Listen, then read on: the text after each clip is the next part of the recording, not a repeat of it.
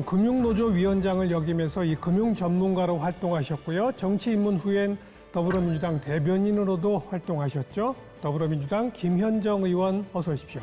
네, 반갑습니다. 평택시병 김현정입니다. 제가 정치를 하는 이유를 물으면 전 한마디로 우분투라고 이야기합니다. 우분투는 상생과 연대, 공존을 의미하는 아프리카 코사족 방언입니다. 넬슨 만델라 대통령이 코사족인데요. 그 넬슨 만델라 대통령의 정치적 슬로건이기도 합니다. 저는 오랜 금융노조 활동을 통해서 대한민국을 간통하는 가장 큰 문제가 불평등과 양극화의 문제가 있다라고 진단을 했고, 이 문제를 해결하기 위한 사회연대 운동이 필요하다고 해서 제가 우분투 재단도 만들고 해서 불평등 양극화 문제 해결을 위해서 노력을 많이 해왔었는데, 제가 정치를 하는 이유도 바로 이런 제가 원내에서 법 제도적으로 이런 사회연대 운동을 입법화한다라고 하면 이런 불평등과 양극화 문제에서 고통받는 사회적 약자들에게 힘이 되는 그런 국회의원이 될 수 있지 않을까 해서 슬로건으로 정했습니다. 김현정 의원 초선으로서의 어떤 역할을 하실 겁니까? 일단 초선으로 이제 원내에 진입한 의원들을 보면 각자의 영역에서 전문성들이 다 있거든요. 그렇죠. 그 전문성의 자기의 영역에서 소신을 가지고 자기의 그 의정 활동을 한다라고 하면 초선이기 때문에 뭔가 어설프다, 초선이기 때문에 부족하다라는 국민들의 불신 같은 것들이 없어질 수 있다고 생각합니다. 싸울 땐 싸우더라도 민생과 경제 관련된 그런 부분들은 제대로 굴러간다. 네네. 이거 안 됩니까? 제가 말씀드리려고 했던 거를 지금 교수님께서 말씀하셨는데, 사실 정당의 존재 이유가 이제 권력을 쟁취하기 위해서 있는 거라서 당리당략적으로 자기의 주장들을 할 수밖에 없는 거죠. 정쟁은 사실 필수 불가하게 있을 수밖에 없는데, 말씀하신 것처럼 그럼에도 불구하고 또 이렇게 민생과 관련된 또 많은 또 법안들도 많이 있지 않습니까? 그리고 실제로 이번 21대 국회에서도 대단히 아쉬웠던 것은 여야 간의 상임위에서 확인된 많은 민생 법안들이 있었어요. 예. 그런 것들이 법사위에 올라가 가지고 그 법안을 처리를 저지하기 위해서 법사위를 열지 않은 면에서 폐기된 법안들이 너무나 많거든요. 맞아요. 그래서 이제 이렇게 정쟁은 어쩔 수 없이 한다 하더라도 민생과 관련된 법안들은 여야 구분 없이 국민들을 위한 정치를 하는 그런 정치 풍토를 만들어가는 게 어떨까 그런 생각을 해봅니다. 네, 1호 법안. 예, 저는 온라인 도매시장법을 발의했습니다. 지금 고물가로 인해 가지고 뭐 금사가 금귤 등에서 대단히 이제 고물가 문제가 대단히 심각한데요. 이 농산물이 유통되는 구조를 보면은 저희 평택에서 난 농산물이 일단 전국에 있는 도매시장 32개 정도가 있다고 합니다.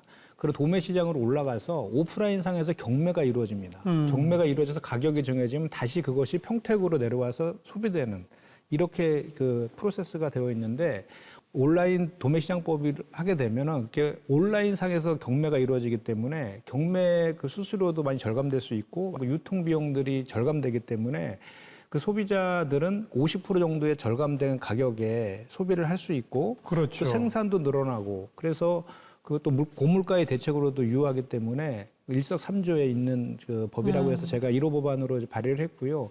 또 하나는 제가 이제 상임위가 정무위원회인데 그 서민금융법을 또 발의를 했습니다. 이건 내용은 뭐냐면 저희가 이제 채무 조정하는 방법에는 뭐 법원을 통한 회생이나 파산 이런 방법이 또 있고, 또 사적으로는 신용회복위원회에 예. 신용 통한 그 사적 그 채무 조정이 있는데, 공통점은 둘 다 금융 채무에 대해서만 적용이 된다는 겁니다. 그런데 저희가 보면 대학 학자금이라든지 통신비라든지 또는 건보료 등을 그 체납하는 연체하는 그 것들도 많이 있거든요. 이런 부분들도 채무 조정의 내용에 넣어서 그 서민들의 그런 고통들을 좀 절감해주는 예. 그런 내용으로 제가 좀 발의를 좀 했습니다. 그래서 앞으로 이제 의정 활동하면서 저는 이렇게 민생 법안이라든지 사회적 약자 그리고 금융의 공공성이라든지 금융 소외자들을 위한 법안들 계속 준비하려고 하고 있습니다.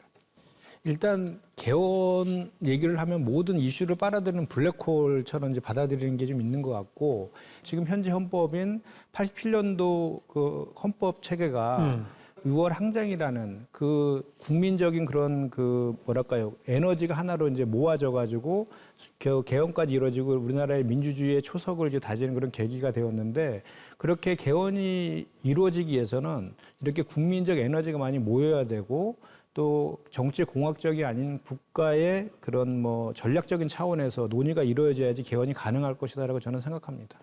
4년 중임제 관련해서 이재명 대표가 그 얘기했던 것은 현 윤석열 대통령에게는 적용되지 않지 않습니까? 그래서 그 총선과 대선이 일치하는 시기인 2032년인가요? 그때부터 적용하자는 얘기여서 사실 미리 미래를 준비하자는 취지의 얘기이기 때문에 당리당략적인 문제라기보다는 실제로 그렇게 국민들의 여론 자체도 4년 중임제를 선호하고 있기 때문에 그거에 대한 논의들은 항상 우리가 새로운 국회가 열리면은 개헌특위가 만들어져 가지고 개헌을 준비하지 않습니까? 개헌특위, 정치개혁특위 항상 만들죠. 예, 저도 그때 각계각층을 대표해서 의견도 수렴하고 해서 정말 촘촘하게 개헌이 필요한 사안들에 대해서 정리를 했는데 결국은 여야 간 합의가 안 돼서 깨지더라고요. 예. 그것은 제가 봤을 때는 좀 그런 측면이 있는 것 같아요. 그러니까 정치의 속성이기도 한데 권력을 쟁취하기 위해서는 무언가를 하는 것에 대해서 주도권을 우리 정당이 쥐고 싶어하는 그런 기본적인 그 한계들을 갖고 있어서 그 주도권 싸움에서 계속해서 서로가 지기 싫어하는 그런 것 때문에 번번이 이렇게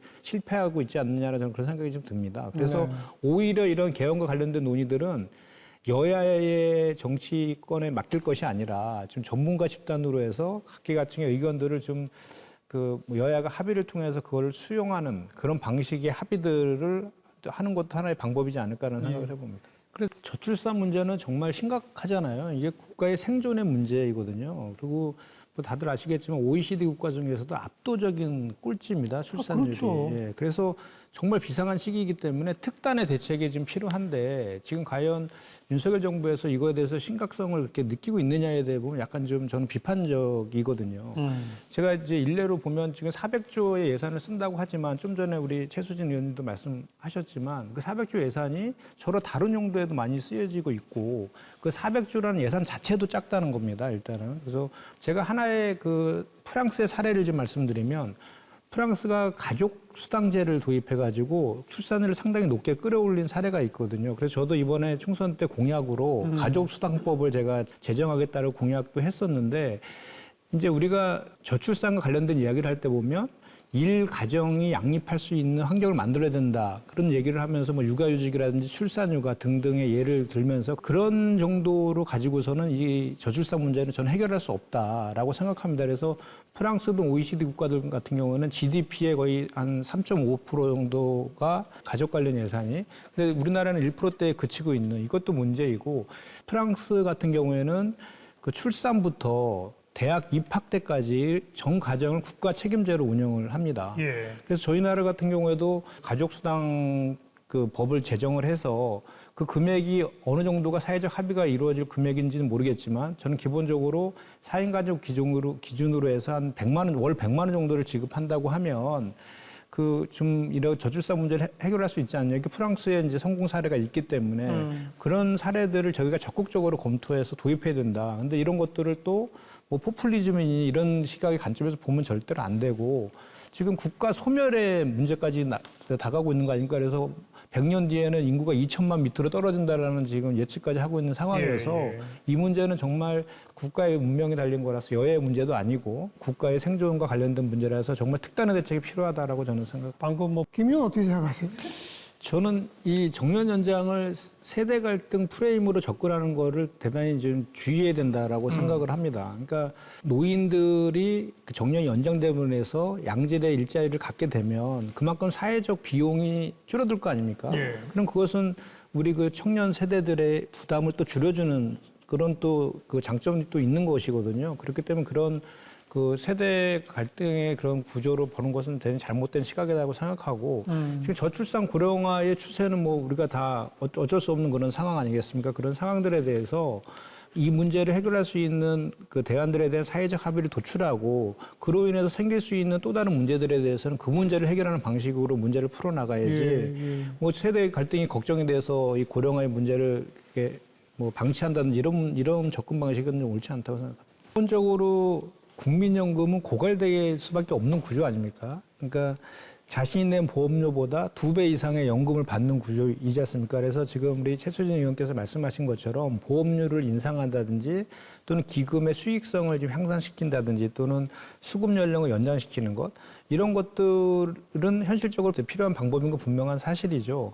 그럼에도 불구하고 지금 우리가 그 고령화 사회로 접어드는 것 이상으로 또 고령화 속도가 엄청 빠르게 되어 있습니다. 그래서 기본적으로 기금은 고갈될 수밖에 없는 구조에 있거든요. 그래서 고갈되는 거에 대해서 너무 우리가 두려움을 가질 건 아니다라고 보고 말씀하신 그 펀드라든지 또는 독일 같은 경우에는 국가 재정도 투입하지 않습니까? 이런 모델들도 검토할 필요가 있다라는 것이고 아까 이제 모수계약과 구조계약을 얘기했었는데 예. 말씀하신 것처럼 KDI에서 제안한 것처럼 신연금과 구연금을 좀 분리하자는 그 안도 있었고 또 그 기초연금하고 국민연금을 통합 운영하자 이런 구조개혁의 대안들도 제시됐었는데 불구하고 합의가 안 된 거였거든요. 그래서 제가 아까 말씀드리고자 했던 것은 그만큼 개혁이 이제 어렵다는 거죠. 모든 것들을 한꺼번에 해갖고 합의하는 것이 지금까지 수도 없이 시도했지만 안 됐다는 거죠. 그래서 합의된 영역이라도 좀 먼저 하면서 이렇게 구조개혁 문제도 완성시켜 나가는 그런 지혜가 좀 필요했었는데 그런 거 합의가 불발된 것이 아쉽다라는 제가 말씀을 드렸던 것이고요.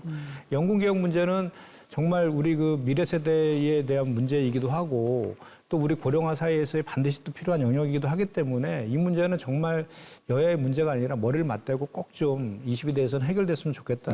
제가 이제 지역구가 평택이어서 평택에 세계 최대 규모의 이제 삼성전자 평택 캠퍼스가 있어요. 그래서 얼마 전에 저희 당 의원들하고 같이 견학도 가서 간담회도 한 적이 있었는데 반도체가 정말 이제 우리 대한민국 사회에 기존부터도 그랬지만 앞으로도 미래 먹거리를 책임질 가장 주요한 산업 중에 하나다라고 저는 확신을 하거든요. 그렇죠.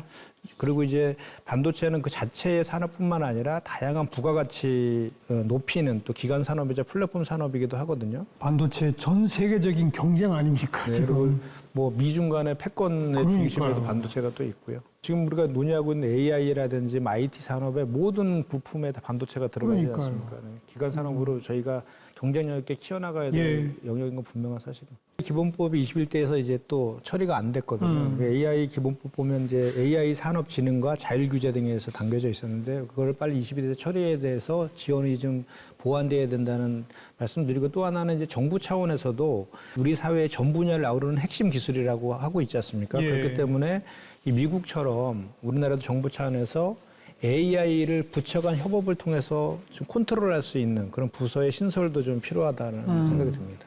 저도 오늘 이제 출연하신 의원 세 분께서 한 분은 이제 CEO 출신이시고 바이오 전문가시고 또 미래학자이시고 워낙 전문성 있는 분들이어가지고 특히 우리 차지호 의원님의 AI 분야 얘기하시는 거 보면 한편에 강의를 듣는 것 같아서 정말 많은 공부도 된 아주 유익한 시간이었던 것 같습니다. 그리고 22대에서는 정말 정치가 지금 우리가 논의했던 그런 문제들을 해결하기 위해서 정말 효능감 있는 의정활동이 필요하다라는 생각을 다시 한번 하게 되었고 저출생 문제라든지 AI 문제라든지 미래 먹거리 문제에 대해서 저 나름대로 또 준비를 하면서 고민하는 그런 또 저 시간도 되었거든요. 그래서 아주 유익한 토론이었던 것 같습니다. 네.